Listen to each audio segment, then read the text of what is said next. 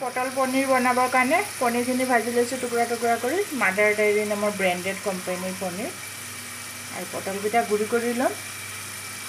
ৰুকনি যে মিনি ৰুকনি আছে, মিনি ৰুকনিত নহৰু আদা কম কমকৈ আৰু পিঁয়াজ জলকীয়া কেঁচা পকা জলকীয়া আৰু বিলাহী সৰু এটা বিলাহী গুড়ি কৰি লৈছোঁ।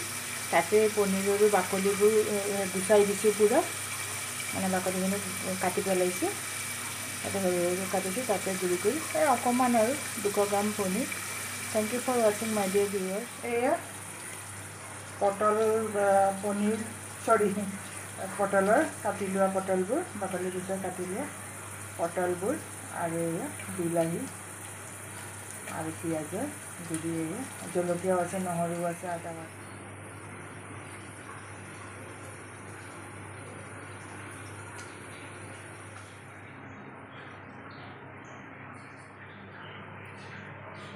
এয়া কম জুইত দি ৰাখিছোঁ, পানী লাগিব আৰু 10 মিনিটমান উতলাম।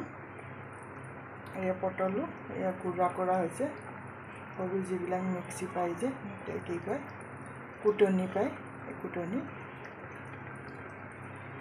পটল পিঁয়াজ নহৰু সৰু বিলাহী এটা সকলোৱে গুড়া কৰি দিয়া হৈছে। জলকীয়া কাঁচা পকা জলকীয়া